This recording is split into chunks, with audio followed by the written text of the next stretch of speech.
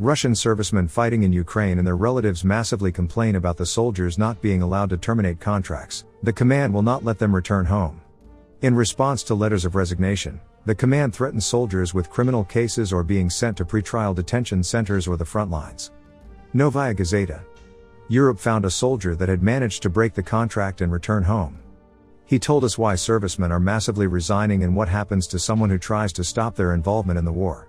One Russian soldier wrote, "On 23rd of February, we were 2 miles away from the border with Ukraine. On 24th of February, around 3 in the morning, a fellow soldier woke me up. I asked him what happened, and he says, 'Shit, the war has started,'" Arthur recalls. "I step outside and see Russian, multiple rocket launchers, grads start relentlessly firing at Ukraine. On 25th of February, we entered Ukraine's territory, and complete chaos erupted, and by this, I mean that the Russian army was completely disorganized. The first place we positioned ourselves in was the village Chaplinka in the Kherson region. We entered the country through Crimea, through the border near the town Armyansk. The border was destroyed, both from the Russian side and the Ukrainian side. There were tank tracks everywhere, and pavement was completely destroyed. At first, we stayed at the border and waited to be let in. Mile-long conveys of military vehicles speeded past us. I've never seen such machines even on TV, I've never even heard about things like these. There were so many of them. And it turned out that, because there was no communication and control happening, all of this equipment was completely useless.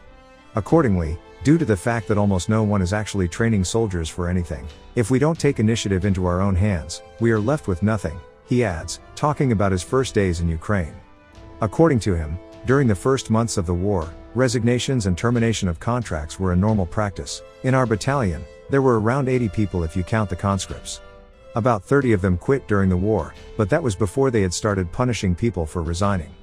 Basically, they quit right there, in Ukraine, when the battalion commander had told them, "We are gonna leave you here, to guard the positions." They replied, "No, we don't want to work this way, we are resigning." Back then, that was a normal practice. I mean, they quit and faced no problems.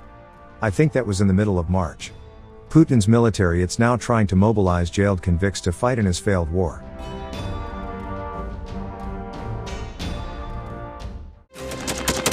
Thanks for watching, and don't forget to subscribe.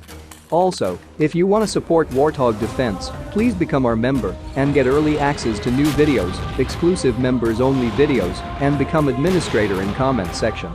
The membership link is in the description.